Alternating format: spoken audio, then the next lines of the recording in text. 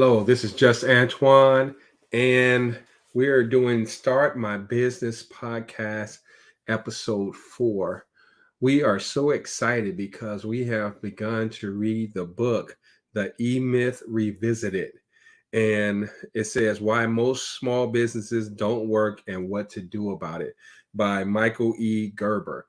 And so we are excited to explore this book together with you. And I want to read an excerpt out of the beginning because the E stands for entrepreneur. And, you know, I've had an entrepreneur spirit for a long time. And it is a daunting experience. And I've been working, I've had my business since 2014, December 2014. And of course, I had several businesses before this one, but I've had this one at least that long, and I've been in the security industry.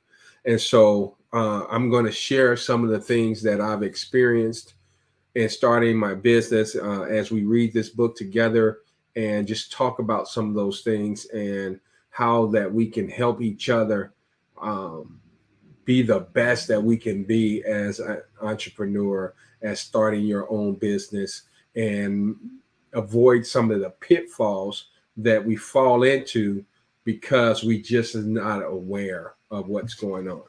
Okay. And so let's start. I'm going to start on chapter 1, and we are here.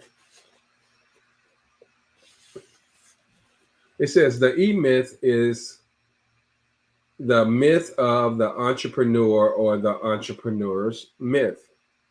It runs deep in this country and rings of the heroic. Picture the typical entrepreneur or the Herculean pictures come to mind. A man or a woman standing alone, wind blown against the elements, bravery defying insurmountable odds, climbing sheer faces of treachery rock, all to realize the dream of creating a business of one's own. And so, somebody to step out on faith to really go into the launch out into the deep to start your own business is a a feat in itself, but a lot don't fail or it doesn't last because it turns into as he says, the zest for the climb had turned into terror of heights. And so it turns into terror of heights after you start going through some of the trials and tribulations as an entrepreneur. He says the answer is simple. The entrepreneur had only existed for a moment. He said it was rare to find a person who still had the spirit. And a lot of times he found that it was gone and gone forever in most cases. He says if the entrepreneur survived at all, it was only as a myth that grew out of the misunderstanding about who goes into business and why. A misunderstanding that has cost us dearly in this country, more than we could possibly imagine. Opportunities and wasted lives. And so it is I'm ready to dig into this book to see where I went wrong and how I can make those corrections and take my business and help others take their business to the next level, because that's what it's all about, helping other people, right? And especially once you help yourself. The entrepreneur's seizure. He says to understand the E-myth and the misunderstanding at its core, let's take a look at a person who goes into business. Not after he goes into business, but before. For that matter, where were you before you started your business? And if you're thinking about going into business, Where are you now? Well, if you're like most people I've known, you were working for someone else. What were you doing? Probably technical work, like almost everybody who goes into business. You were a carpenter, a mechanic, a machinist. You were a bookkeeper or a pottery clipper, a poodle clipper. I'm sorry. A dress person or a hairdresser, a barber or a computer programmer, a doctor or technical writer, a graphic artist or an accountant, and a designer, interior designer, or a plumber or a salesperson. Well, I was none of those. Uh, I was a teacher, educator. So, um, but that's interesting.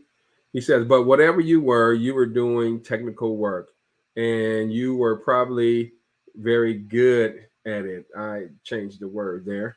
But as you were doing it for somebody else, then one day, for no apparent reason, something happened. It might have been bad weather, been the weather, a birthday, or your child's graduations from high school. It might have been the paycheck you received on Friday afternoon, or a sideways glance from your boss that just didn't sit right. It might have been a feeling that your boss didn't really appreciate your contributions to the success of his business.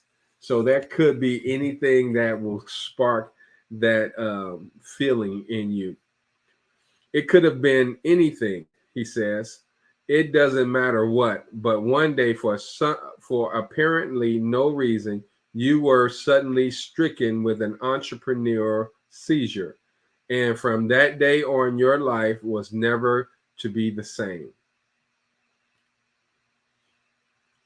Inside your mind, it sounded something like this. What am I doing this for? Why am I working for this guy? Heck, I know as much about this business as he does. If it weren't for me, he wouldn't have a business. Any dumpling can run a business. I'm working for one. Mm. And the moment you paid attention to what you were saying and really took it to heart, your fate was sealed. The excitement of cutting the cord became your constant companion. The thought of independence followed you everywhere. The idea of being your own boss, doing your own thing, singing your own song became obsessively irresistible. One, you were stricken with an entrepreneur seizure. There was no relief once you were stricken. You couldn't get rid of it. You had to start your own business. And so, whatever the reason is that you may have started your business, it really got you going, right? For me, I just knew I had more to offer, and I knew that the education system wasn't going to give me that platform that I needed to really exercise myself in and to reach the income level that I desired to have. And so it felt like I was going into a dungeon every time I was going to school and into the classroom. And I did some work as an administrator, and I liked that a lot, but it still didn't pay off as much as I wanted it to pay off, and I still didn't have I had conflicting values with the school system itself and the way that things were being done to our children. And so it was just I guess, a combination of things.